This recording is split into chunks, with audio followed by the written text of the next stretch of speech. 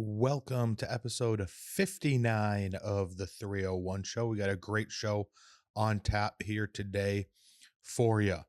The Vikings have started their free agency period, as well as they may have found their new quarterback one, who's a lifelong Vikings fan before he got drafted number one overall in the NFL. The Wild and the Wolves have stumbled over their last few games. The Lynx may not start their season on time. The Frost have come out of the Olympic break absolutely on firing on all cylinders. And the Twins have a pitcher that has been scratched from the World Baseball Classic Championship game. All of that and more coming up on episode 59 of the 301 show. From the land of 10,000 lakes and just as many heartaches, welcome to the 301 show. We're here to celebrate, commiserate, and maybe, just maybe, see a Minnesota team win it all. Whether you're dreaming of a Vikings Super Bowl, reliving the glory days of the Twins, or still recovering from the Timberwolves roller coaster, we've got you covered. This is the 301 show, where the North remembers and the passion never fades.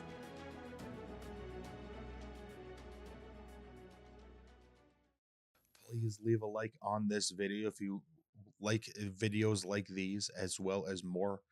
If you want more content like this, as well as interviews with Minnesota athletes, coaches, and other sports media members, we have those on this channel too. You can subscribe to this channel if you want videos like this or those interviews. You can find a playlist for those 301 banter interviews on the channel too. If you agree or disagree with me, let me know down in the comments. You can also email the show with any questions, comments, or concerns that you may have. That email will be linked in the description down below as well. Let's get into this episode.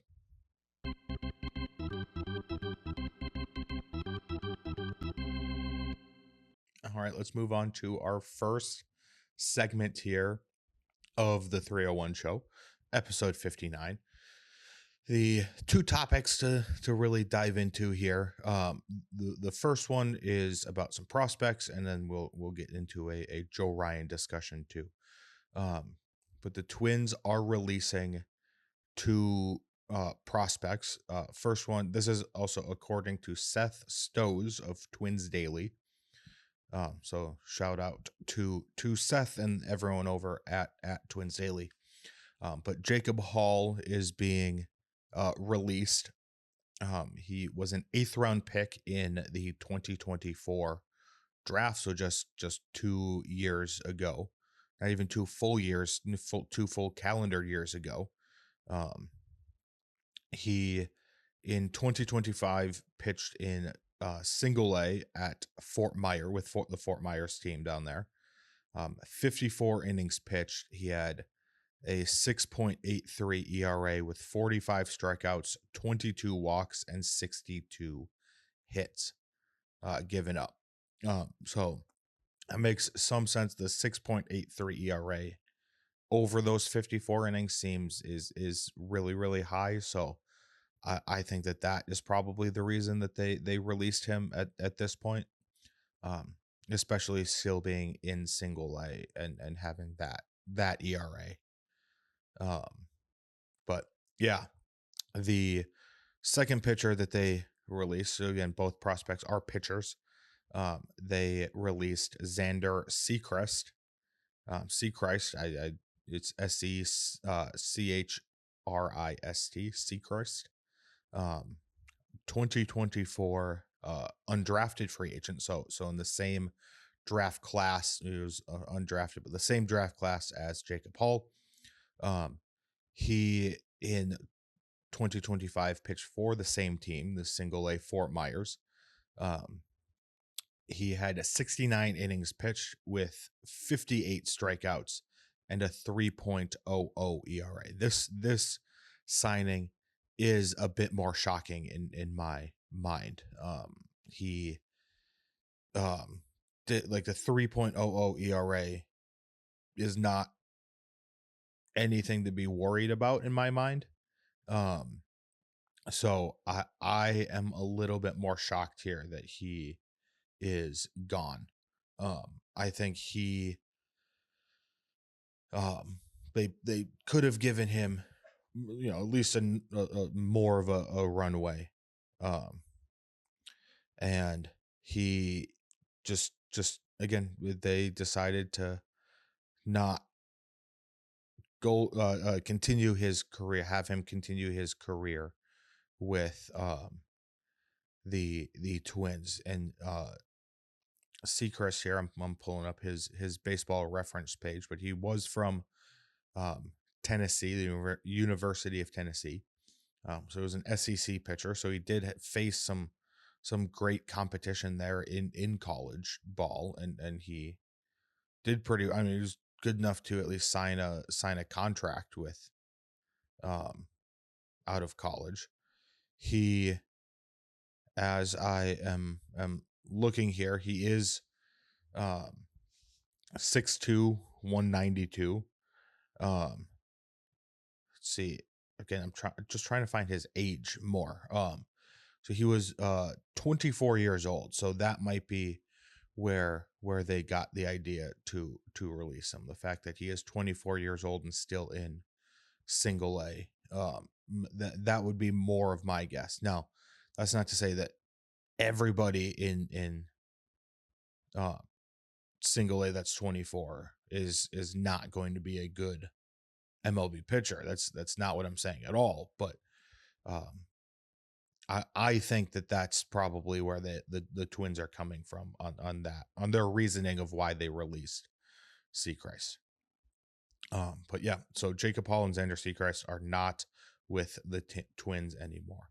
We'll move on to the World Baseball Classic. The U.S. team is taking on Venezuela in the gold medal game. The Twins did have Joe Ryan, who was went through an MRI, and he was scheduled to maybe start the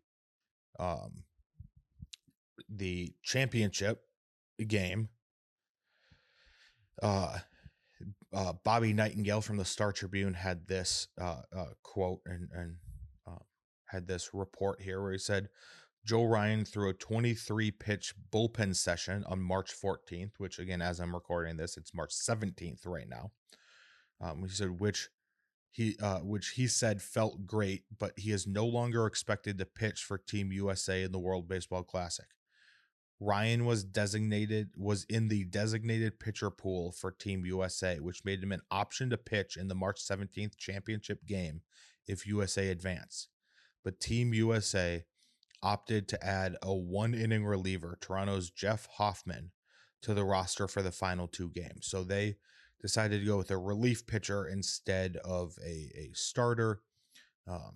And Joe Ryan was quoted as saying he was disappointed that he's not going to be pitching in that game and not be representing the U.S. at the highest level of international competition like this. That's best on best, country on country,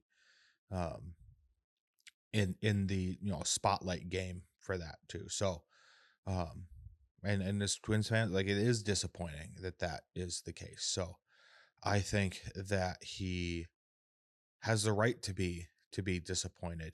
And if that was your goal, now selfishly as a Twins fan, I'm kind of happy that he's not pitching in that game, because I just don't want him to be out or potentially get injured. And the Twins have already lost Pablo Lopez, and their starting rotation is, it's a number one that's really good in Joe Ryan, but then it's a Bailey Ober that's, depends on what you get, which Bailey Ober you get. If you get 2024 Bailey Ober, you've got two really good pitchers.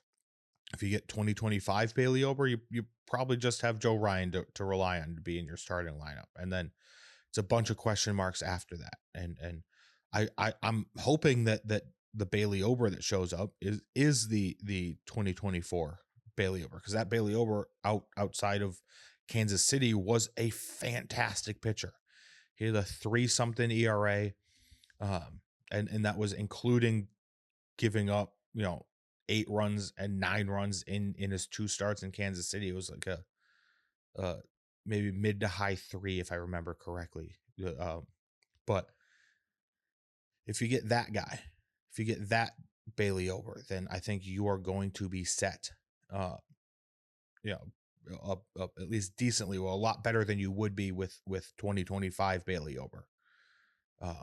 So Joe Ryan, again, just regardless of which Bailey Ober you get, you still need another starting pitcher. So I think Joe Ryan not pitching in a high level game like that this early after coming off of an MRI, with an inflamed back is why he needed it. I think it's probably a good thing for the long term of the Twins season at this point.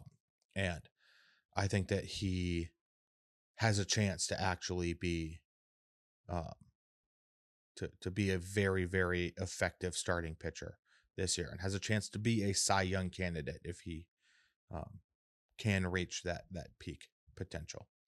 We'll move on to predictions here. I had one come off the board for Target Field Talkers. That one is, I said Pablo Lopez will start the 2026 opening day for the Twins. Obviously, he is out with an injury, is going to be out all season long, so he will not be on the Twins, or not start for the Twins on opening day. As for the that brings my totals to 32 correct out of 105 total predicted for 30%. That 30% puts Target Field Talkers in 4th place. They are also the segment where I have the lowest total number of predictions that have come off the board, because a lot of these I've thrown to this season. I've got a lot that'll come off within the first couple weeks of the season starting as well.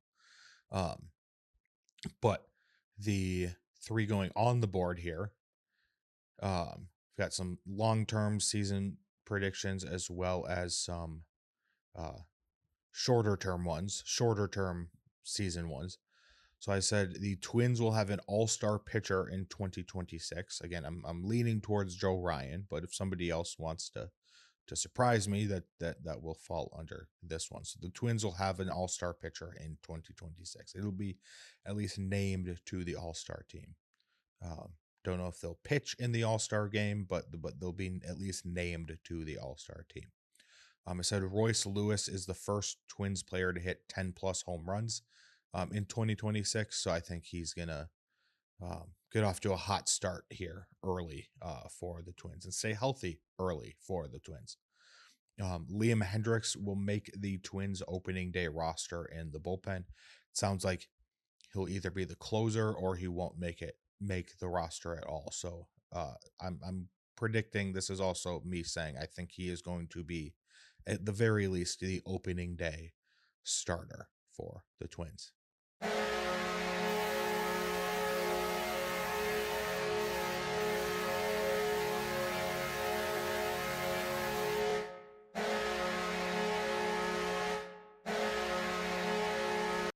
All right, moving on to the Rinkside Rundown. Little behind the scenes here. The audio did not fully catch up to the video on this one, so I realized that about halfway through the recording this entire segment. So this is me re-recording everything that I had at least started to discuss with the Wild and Rinkside Rundown. We will start with the Wild here. The Wild are now 38, 18, and 12 on the season. That is 88 points. They are 3rd in the Central Division, 3rd in the Western Conference. So another bone to pick here with the NHL is that I don't believe that they should have to go on the road for a series here. I think that the way it's set up right now, that they would have to go play the Dallas Stars and a team worse than them. Whoever wins the Pacific. It's been Vegas, it's been Anaheim. It's rotated between a bunch of teams in the Pacific thus far, but they would get a home series at this point, and the Wild would have to play a road series as the third best team in the conference when they should be playing, 1 versus 8. They should get a home series to start. They should be playing Dallas in the second round, assuming both teams win. But that's again I don't know if that is a fully this episode discussion we want to get into. The Wild have gotten to 3.26 goals for per game, which is 12th in the league. The goals against per game is 2.81, which is tied for 5th. They have 8 shutouts on the year, which is tied for 1st. The power play is 24.8. Be very concerning. It was 2 point something. That is 5th in the league. The penalty kill is 79%, which is tied for 16th in the league. Face-offs are 46.6%. That is 31st. Penalty kill is getting better. Face-offs aren't really at this point. The shots per game is 29.1, which is tied for 7th. The shots against are 29.9. That is 30th. Gus Bus is 24, 11, and 6 on the season. He's got a 912 save percentage. That's tied for 8th. The goals against average is a 250, which is tied for 9th. Shutouts he has 4 shutouts on the season, which is tied for 3rd. Wally, the Great Wall of St. Paul, is 14, 7, and 6 on the year. He's got a 912 save percentage, same as Gustafsson. That is a tied for 8th. He has a 278 goals against average. That is tied for 28th. And he has 4 shutouts, which is tied for 3rd. These 7 games in a row here for the Wild might be the most confusing 7 games in a row that they have played all season, because the first 4 went a win at Tampa Bay, 5-1, a win at Vegas against the Golden Knights, 4-2, a loss in a shootout in Colorado, again the best team in the league, best record in the league thus far. Then a 5-0 win against the Utah Mammoth, and then I would say I'd make the argument that those 4 games in a row, again 2 of them being on the road, 2 of them being at home, may have been the best 4 games in a row that they have played all season. If you take any group of 4 games in a row, that might be the best 4 that they have played all year. Yes, they did not win the one, but they got 7 out of 8 possible points of those 4 games. And the one they didn't was against a team that has one of the 2 teams in the league that has a better record than they do at this point. And we're, at least at the beginning of the year, we're on pace to break the point record by a team in a single season. And they also added at the trade deadline. So Nazem Kadri got brought back in, and that was his, I think, first game for the Avalanche after being brought back, or maybe it was his first game in Colorado. It was one of those 2 that I can't remember fully off the top of my head. But those, and you kill Tampa Bay, which is, again, a top 5 team in the NHL. It's one of like 2 Eastern Conference teams with better records than the Wild have. And you just take it to them in that game. And then you go to Vegas, the team you played in the playoffs last season, and you win 4-2, and you just take it to them on their home ice as well. Again, they play that could have been more than a 2-goal game, I feel like, and they played very, very well. And obviously you got the Colorado game, and then the next game is a 5-0 win against the Utah Mammoth, which, again, the Mammoth are a bubble team. They're not, I'd say the Wild are better than them, but Utah's not a bad team. Utah is a good team. They're again vying for a playoff spot right now. They're trying to get into the playoffs at this point. Um, and you beat them 5-0. You shut them out. You kill them. You score 5 goals on them, and you just absolutely, again, it's at home, so that definitely helped. But that was supposed to be the game that got this homestand off on the right foot here, and you've got 3 more teams that you're better than. And just on paper, you are better than the next, or maybe not on paper better than Toronto, but like with the way Toronto's played this year, you are better than the next 3 teams on this list and or in the schedule here. And they play against the Philadelphia Flyers. They lose 3-2 in a shootout. And I don't think that game should have even gone to a shootout at that point. And um, then you play at home against the New York Rangers, where you lose 4-2, and Igor Shesterkin, the goalie for the New York Rangers, stops 46 out of 48 shots on goal. They outshot you 1 period, and that was 9-6 in the first period. The next 2 periods, you put up 21 shots and 21 shots, outshooting them 21-8 and 21-1. You outshot them by 20 shots in the third period alone, and you can only score 1 goal in that period. And the final shots on goal were 48-18. You should have won that game. You absolutely should have won that game. And I just like that's one thing that I think makes hockey so great is you can lose games like that. And you can be the better team on the, I mean, look at the gold medal game. I thought the skaters at least played better on for Canada, but the U.S. won, and the U.S. gets the win for that. And they don't have to apologize for that. The Igor Shesterkin and the Rangers don't have to apologize for beating the Wild 4-2, but the Wild should have won that game, and they didn't. And I'm not trying to say like, oh, look who the better team was on the ice. Like, I'm more trying to blame the Wild for that loss than try to say, oh, they actually did win. The next game they lost 4-2 to the Maple Leafs. So they had played 4 teams in a row that they were clearly better than, being the Mammoth, the Flyers, the Rangers, and the Maple Leafs. They're clearly better than those 4 teams. And you come away with 3 out of 8 points versus the 3 teams, the 3 games before that. You play a team that you're probably comparable to in Tampa Bay, the team that you're only slightly better than in Vegas, and a team that is better than you right now in Colorado, and you come away with 5 out of 6 points. It makes no sense to me. It makes no sense.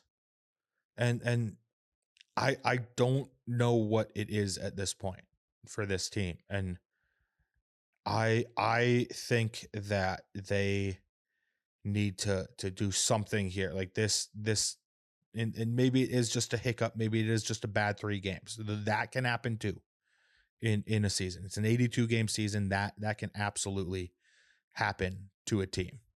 I just think that they need to get back on track here, and they need to do it quickly, because their next 2 games are in Chicago against the Blackhawks. That is 6 Thursday on Tuesday, March 17th here. It was a nationally televised game. I believe it's on TNT tonight. And then at home against the Chicago Blackhawks at 6:30 on Thursday, March 19th. And then they better figure something out, because they play at home against Dallas at 3 p.m. on Saturday, March 21st. So they play 3 games in a row against Central Division opponents,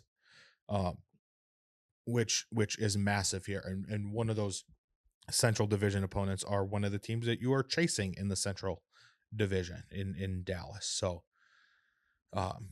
3 massive games coming up here for the Wild, and they better figure out whatever the problem was over the last couple games. But in terms of news, the trade deadline did pass. The Wild made a couple of moves here. They acquired Michael McCarron from Nashville for a 2029 second round pick. They acquired Jeff Petrie, a defenseman from Florida, for a 2026 seventh round pick. They acquired Bobby Brink from Philadelphia for defenseman David Juracek. That Jeff Petrie pickup seems to be more of a David Juracek replacement, as Bobby Brink was coming here. And then they acquired Nick Foligno, brother of Marcus Foligno, assistant captain for the Minnesota Wild, or alternate captain for the Minnesota Wild here. They are brothers. So they acquired Nick Foligno from Chicago for, as they call it in the league, Freddie Charles, or aka future considerations. So they bring in McCarron, Petrie, Brink, and Foligno. So they do more depth acquisitions at the deadline. And I think they definitely could have used some more depth too. But I still think that they needed a top line or a second line center or something like that in the top six. Just to help with the face-offs at that point, and someone you trust to go out there and win a face-off for you in a crucial situation. So that is my one gripe here with the trade deadline for the Wild. In terms of the Frost, they are on the opposite end here coming out of the Olympic break. They lost their first game, which we discussed last time, but they are now 9-3-3-4 on the season for 36 points. That is second in the PWHL. They have 59 goals for, which is first in the league. They have 41 goals against. That's third. The power play is sitting at 19.2%, which is third in the league. Their penalty kill is 77.5%, which is seventh in the league. So again, the penalty kill needs to improve at that point. But their penalty kill has been struggling, and they're still third. They're still a top 3 team in the league for goals against. So like they are very, very good defensively 5-on-5. So that is absolutely fantastic to see out of this team. And hopefully they can just stay out of the easy solution there is just stay out of the penalty box to avoid those shorthanded or those goals that the other teams are scoring on the power play. They played 3 games since our last episode. They played at Toronto against the Scepters, where the Wild won in overtime. They hosted the Seattle Torrent, which they won 4-1. And then they took on the New York Sirens in a PWHL takeover game in Denver, where they won 4-3. Nicole Hensley played in that game in net, and she is from Denver, or at least Colorado. She's from Colorado. I can't remember exactly if she's from Denver exactly, but she's from Colorado, and it was a cool moment for her to play in her home state, where there is not a PWHL team at this point. Looking ahead here, the Ottawa Charge come to town on Wednesday, March 18th at 6 p.m. And then they traveled out west to Vancouver to take on the Golden Eyes at 2 p.m. on Saturday, March 21st. The big news for the Frost is that Taylor Heisey has now reached the 20-point plateau, which is absolutely fantastic to see. She is, I believe they've now played 19 games on this. Yeah, they've played 19 games this year, and she is over 20 points. So she is well over a point per game at this point. And let's hope that she can continue that the rest of this season. In terms of my predictions, I said the Wild will trade for Vincent Trocheck. That did not happen. I said that the Wild will beat the Avs on Sunday. That did not happen. I said Jack Hughes is traded before this year's trade deadline. He was not. And I said either Samuel Lava or Jesper Wallstedt will be traded before this year's trade deadline. Both of them are still on the team, or in the organization is what I'll say. But then I said the Frost will beat Toronto on Sunday. The Frost beat Toronto. So the Wild trade for a center before the deadline. I was thinking a top line center, but Michael McCarron still counts for that one. I said Philip Gustafson will record the next Wild shutout. That held true. He did record the next Wild shutout. And then I had some high school hockey predictions here where I said that Moorhead wins the boys class AA championship and Warroad wins the boys class single A championship. I predicted those back in January, I believe. You can look up, see here. I've got the spreadsheet of predictions. I can see exactly when I predicted that. Those are back in episode 52. So yeah, about January, end of January. So that brings it up to 53 total correct out of 125 predicted for 42%. That Rinkside Rundown now is sitting at first amongst all of the segments here. In terms of the predictions coming on the board, I said that Taylor Heisey hits 30 plus points this regular season. So got, I think, 11 games the rest of the way. So I think she'll hit 30 plus points in the regular season. So the Wild hit double-digit shutouts this year. So they'll need at least 2 more in the regular season. And then the Wild will beat the Chicago Blackhawks in both of the next 2 games. So Heisey for 30 points, Wild for 10 plus shutouts, and the Wild will beat Chicago in their next 2 games.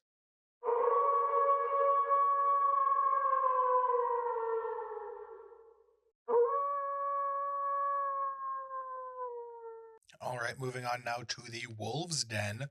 The Wolves, again, they struggled too over their last few games. We've got a major update on the WNBA CBA, the collective bargaining agreement. We'll actually get to that here first, as the WNBA League and the Players Union have gotten back to the table for negotiation. This is via Doug Feinberg. Said that there's no deal in place just yet. The season is scheduled to start on May 8th, but the collective bargaining agreement needs to be in place prior to that date. So they're at least back to negotiation and getting something worked out there. The Wolves, moving on to them, they sit with a record of 41-27 on the year. Their home record is 22-12 on the year. Away on the road, they are 19-15. They are 3 games better at home than they are on the road. In the Western Conference, they are tied for 5th place. In the NBA, they are tied for 8th place. They have 118.5 points for per game. That is tied for 5th in the NBA. Points against is 115.2. That is 13th in the NBA. Over the last couple weeks since our last episode here, they played the Memphis Grizzlies and won 117-110. They won 115-107 against the Toronto Raptors. They lost 119-92 to the Orlando Magic. Lost 120-106 to the Lakers. 153-108 against the Clippers. They then went to Golden State. Both of those games were in LA against the Lakers and the Clippers. They then went to Golden State up the coast to San Francisco to take on the Warriors, where they won 127-117. And then they went to OKC and played the Thunder, where they lost 116-103. So they have lost 4 of the last 5 games that they have played. And again, like the Wild, I think that they are a better team than some of the teams that they are losing to. Like, they shouldn't be losing to the Orlando Magic. I think they're a better team than the Orlando Magic. And again, I feel like this happens every year where they just need to kick it into gear at the end of the season, but at some point they need to stop doing that and just come out the entire season swinging. And yes, it's a long season, but I just think that they like, I don't know if this is like a Finch issue at this point, like as which again we've talked about the issues surrounding the team and Chris Finch, but there just seems to be something else going on here, and I don't know what it is. And I really hope that they can kick it on for the end of the season and for the playoffs. But I'm just trying to find a season where they don't do that, and they are, kicking ass the entire 82 game season. They don't have just an off night.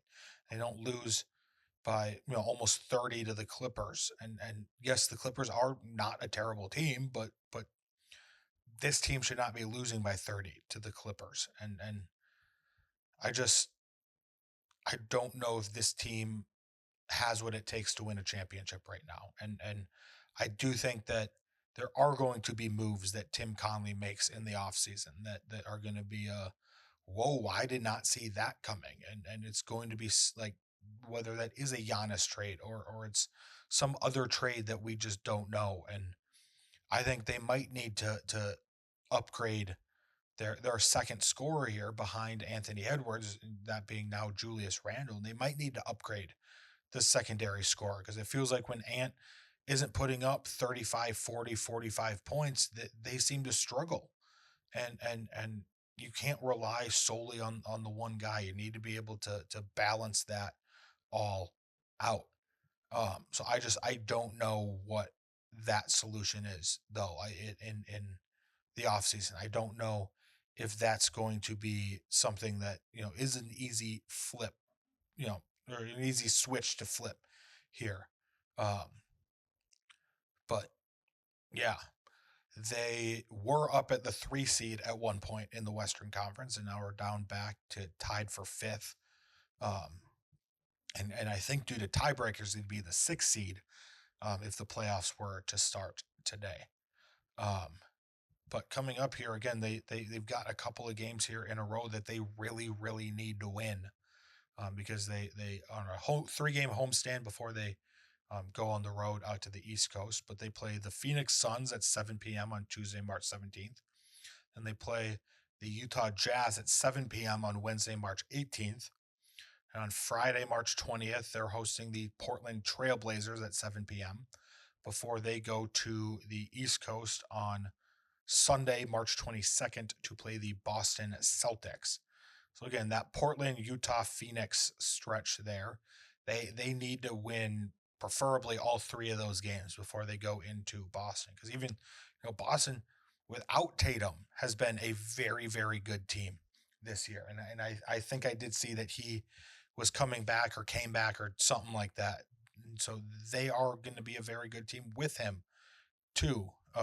And so I just think that the Wolves need to win at least 3 of their next 4 games, if not all 4, if they want to just continue their to not have to be in the play-in and get home court advantage in the first round. Um, so yeah, the news as of so far in the NBA is, this is per Shams. The NBA Board of Governors is set to vote on expanding the NBA to Vegas and Seattle. And there's some other markets there, but those are the 2 leading markets right now are Vegas and Seattle. Um, and if those 2 teams do get approved, Vegas and Seattle specifically, it's reported that Minnesota or Memphis will move to the Eastern Conference. Again, I think that Minnesota makes the most sense, because then you're right now their closest 2 teams to travel to are Denver and OKC, maybe Dallas, but those are all thousands of miles away, and those are the closest teams to Minneapolis in the Western Conference, in their own conference. if they move to the East, the two closest teams are Milwaukee and Chicago. Now, again, as a Wolves fan, I'd love to be in the Eastern Conference because it seems like the Western Conference is a lot tighter, and the East has a lot of teams that just aren't as good and are tanking, and they're just more spread out. And the Wolves only have three teams that are better than them in the Eastern Conference, so they would be in fourth place with this record right now instead of tied for fifth as the sixth seed um, in the West right now. So I think this might actually be actually like a more beneficial move for the Wolves if they move to the East, just from on who they get to play and just the competition and the standings competition here. But yeah, as for predictions here, we'll move on to the predictions. I had three come off the board here. I said the Wolves win in OKC on March 15th. They did not. I said the Wolves win the next three home games. They lost one of those two games. And I said Ant put up 40 plus in one of the next three games, which he did. So that brings it up to 46 out of 145 for 32%. Three predictions coming on the board here. Said the Wolves win at least two of their next three games. So the three home games, I'm saying they're going to win at least two of those. I said the Wolves beat the Celtics in Boston, and the Lynx 2026 season will start on time this year. So those are the three predictions that I have for this week.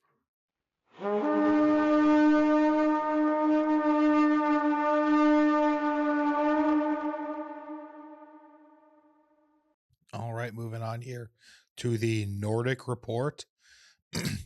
The Vikings have made a couple of moves, more than a couple of moves here at the start of free agency, and then we'll get into a quarterback one report here at the end.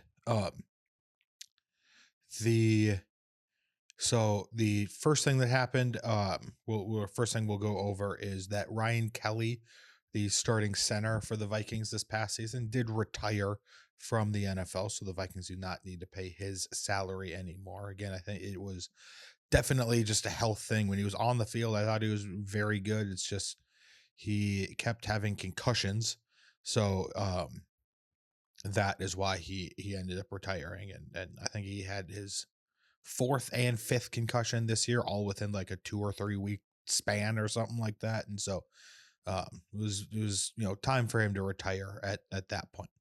The Vikings did release the two defensive linemen that they had signed last offseason, Javon Hargrave and Jonathan Allen. It just did not work that well. I thought it was going to work. It just did not work as well as they wanted, at least at the price point. I thought they were fine, but just not at the price point that the Vikings were paying them. They then waived Zeke Correll, center. Looks like it's going to be Blake Brandel as the starting center this year, unless they can find somebody else in free agency or maybe the draft. But Blake Brandel is the name to watch at this point for the 2026 season with the Vikings here. They did make three restructures. They restructured Justin Jefferson's contract from like $38 million maybe down to $21 million. Byron Murphy's cap hit is now down to $8.3 million, and then Christian Darrisaw's contract is now down to $13.5 million. At least the cap hits on all of those.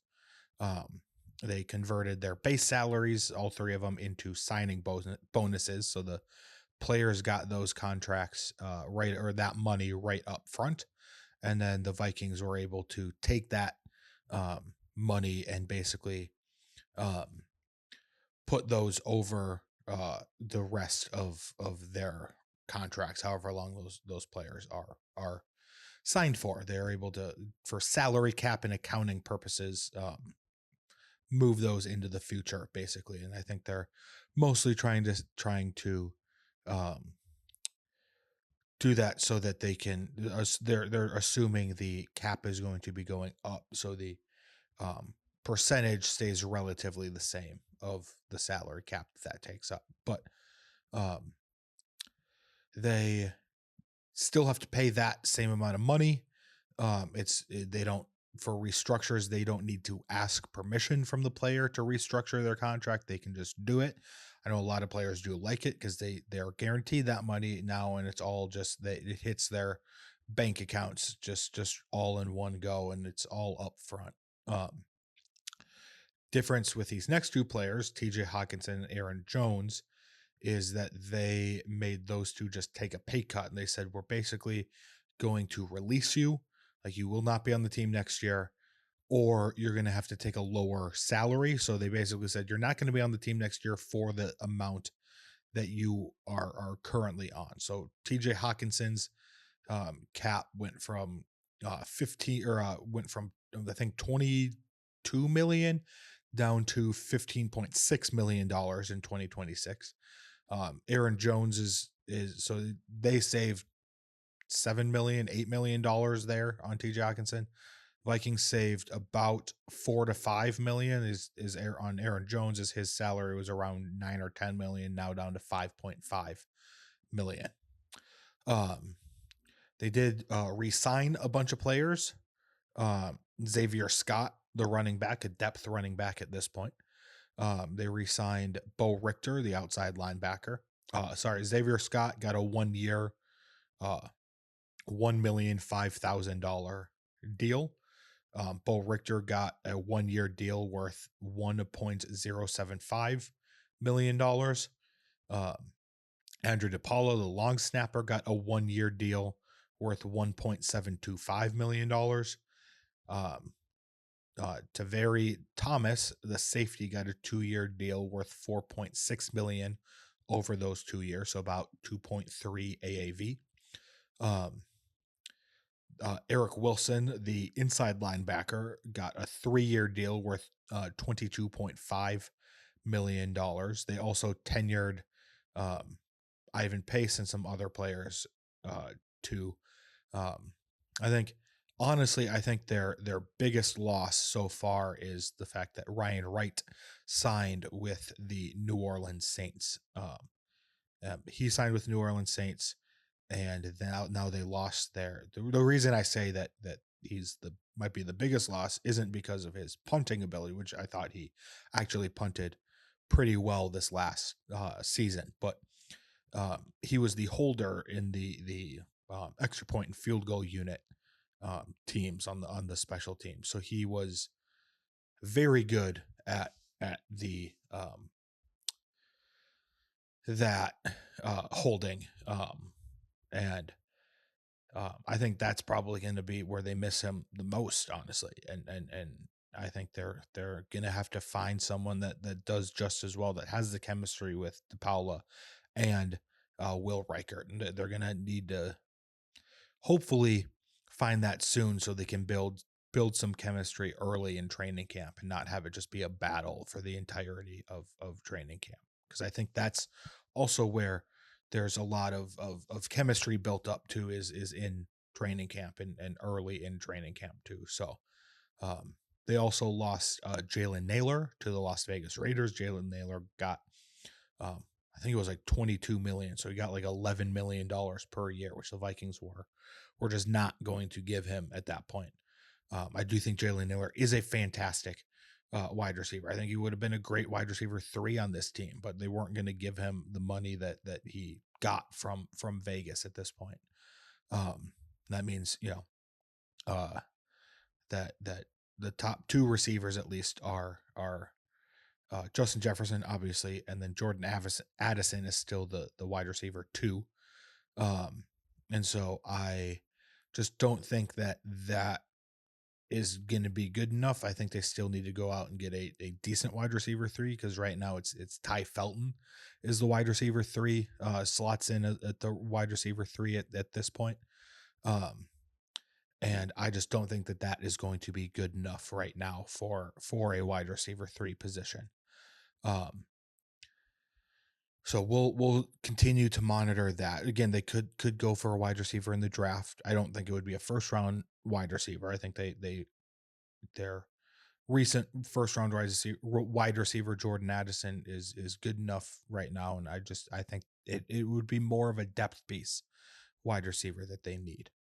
I think they've got bigger holes elsewhere too that they need to address in the draft, or even more in free agency here. But as of right now, the two signings that they have made, the external signings that they have made, is the first one was James Pierre, the cornerback from Pittsburgh. He was on Pittsburgh when Brian Flores was there, so I think that Brian Flores did have a big say in this signing. And I think that this is great too, because it makes or it helps Byron Murphy move back into the slot instead of being the outside cornerback. So I think Byron Murphy is going to go back to closer to the production he had a couple years ago instead of last season, which it was a tougher year for Byron Murphy. I'm not going to say it was a terrible year, because I don't think it was a terrible year. It was a lot tougher than I think people expected when he got paid like he did. So if James Pierre can be a depth cornerback that helps out Byron Murphy a little bit too, and like, even if he's not putting up the best numbers, and he helps out all the other cornerbacks put up good numbers, I still think that's a great signing too. Then the big signing that they made was actually one of the cheaper signings that they made. They have now signed Kyler Murray on a 1-year, $1.3 million deal.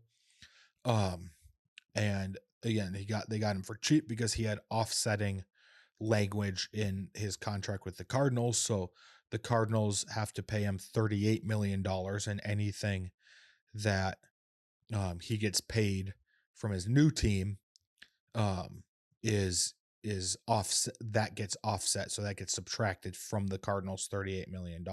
And so he figured, I'm getting paid almost $40 million anyway.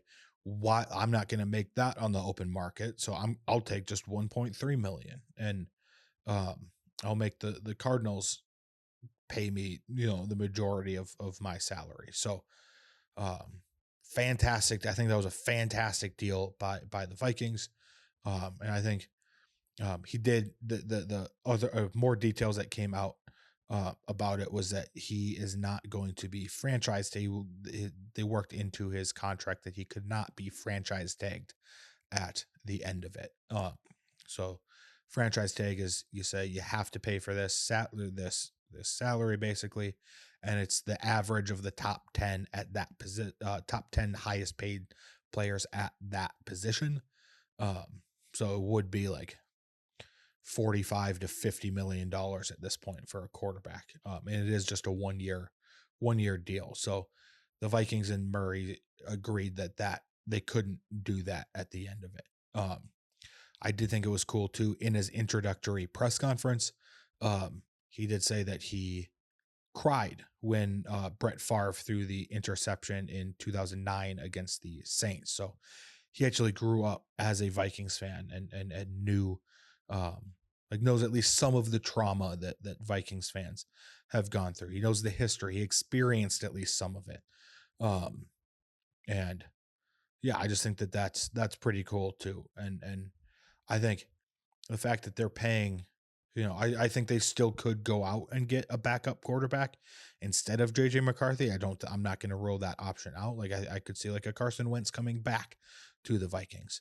But I think if you're paying your two quarterbacks a combined like $8 million, I think you're going to be at least a pretty good team. I think that this, and with how good I think their defense has been, which I'm guessing it's going to take at least a bit of a step back in 2026, just because of how good they were in 2025. But I think that they are in a situation where they can actually make a run at the playoffs this year. I think Kyler Murray just needs to be at least decent. He needs to go back to 2024. I think the biggest thing is just the injury. And I think that is, injuries are the biggest what if, and then Jordan Addison staying out of legal trouble. I think those are the two biggest things. It's just availability to play, I think, are the biggest question marks for this Vikings team in 2026. Albert Breer had a report here about Kyler Murray. His quote was, "And while Murray still has to win the job from McCarthy, what O'Connell said to Murray did stick with him. That he was the one guy on the market that they could see as a potential long range answer rather than a 1-year band-aid. The idea of growing with Justin Jefferson, Jordan Addison, Christian Darrisaw, and O'Connell and his staff were already wildly attractive to begin with. The chance to perhaps put roots down made it more so." So that is the reason. That is a massive reason for why Murray stuck around. And from this report, that if Murray says that it's true, that, or if what he says is actually true, that the Vikings are looking at potentially signing him long term, I don't think this is a QB competition, at least week 1 going in. I think Murray is going to have the starting quarterback job over McCarthy. Because if they do legitimately view him as a long-term answer, I think they need him to start getting reps early with the top players like Addison and Jefferson and Darrisaw and whoever the center ends up being. I think they need to build that chemistry, and they need to be able to put that all together. And again, too, like, this team last year won 9 games. They were 9-8 last year. With how dark some of that middle of the season period got, this team still won 9 games out of the 17 that they played. And it was with legitimately some of the worst statistical quarterback play that we have ever seen. And so if this team can get just like competent quarterback play, just average, not even average, like even if it's like only slightly below average, like I think this team can actually win 10 to 12 games. It just they need to, like, the offense needs to just not lose the game. Basically, they need to do, like, if they can do just barely enough, then they can. I think this team is going to be a very, very good team. So I don't know if that is 100% going to be the case. I still have question marks on if Murray can get back to that 2024 form where he was healthy for most, if not all, of the season, while putting up just even they weren't, MVP level numbers, but they were pretty good numbers. And I think if he does that, this team is easily winning 10 to 12 games. So the other question I have too is how does he work in the Kevin O'Connell system? And I do think he's a scrambling quarterback, and Kevin O'Connell generally likes more pass heavy quarterbacks. So can they find a way to merge the two? Because I don't think Kyler is going to be that great if he's asked to completely change to KOC's system. I don't think KOC's system is going to be great if he's asked to change it to a completely mobile quarterback. So can they somehow merge the two together? And if they can, that's where I think they're also going to be a very, very good team. That's where I think you get that above average, even average, or around average quarterback play, even could be above average quarterback play and offense. So I think they just need to merge and merge game plans basically, and get into get something to going together. So yeah, we will move on here to predictions. I didn't have any come off the board for Nordic Report. That'll leave The Nordic Report at 50 out of 145 total predicted, and 34% correct. We've got 3 coming on the board here. The 3 coming on the board is that Jordan Mason will rush for more yards than Aaron Jones in 2026. I think this is going to be a big year for Jordan Mason. I think TJ Hawkinson catches at least 4 touchdowns in the 2026 regular season. I think that would be the most he's had with the Vikings since he got traded here, or close to the most. I think his career most is 6, so that would be pretty close to his career most. I think he has, basically, I'm just trying to say he's going to have a bounce back season this year. And then Kyler Murray will throw for 30 or more touchdowns in the 2026 regular season. This should say 30 or more. So I want, if he gets exactly 30, I want this to count as correct.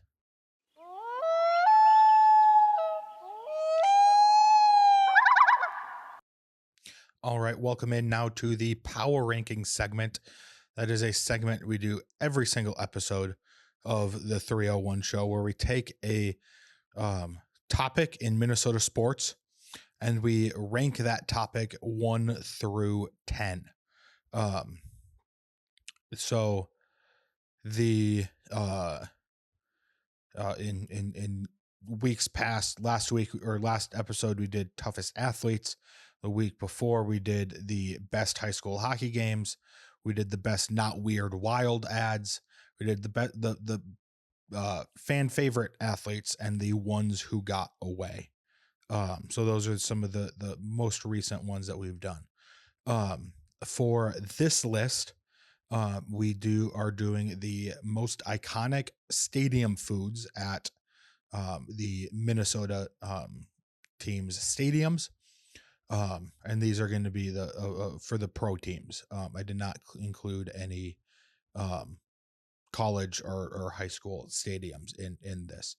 But if you have an idea for this list, if you have an idea that you want to tell me, let me know down in the comments, or you can email the show too. Again, that will be linked down in the description down below.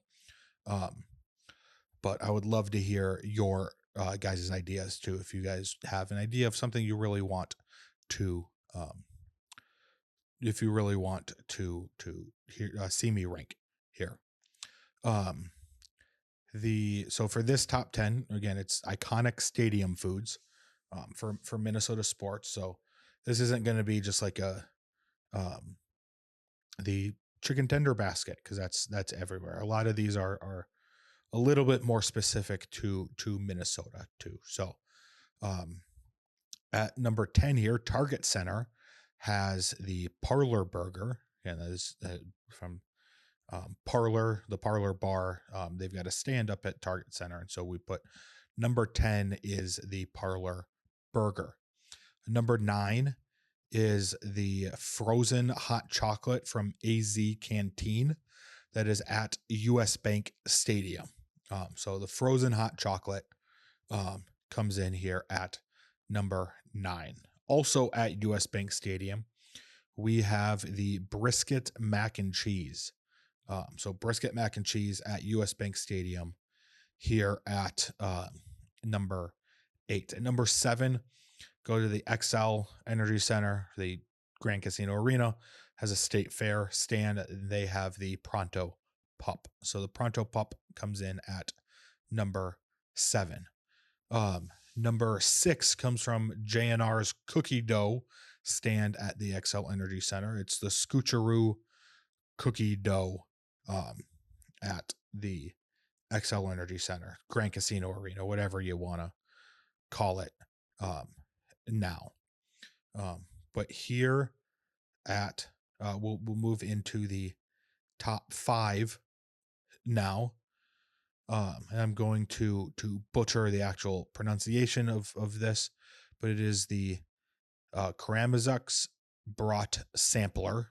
So that comes in. It's the Brat Sampler at Target Field, comes in at number 5. Number 4 here is comes in from Target Field. It's from Pizza Lucci. It's the dugout dill pickle pizza. So it's a dill pickle um, pizza for this. So yeah. Then at number 2, I just went with the stand because I couldn't pick just one, but they're all iconic.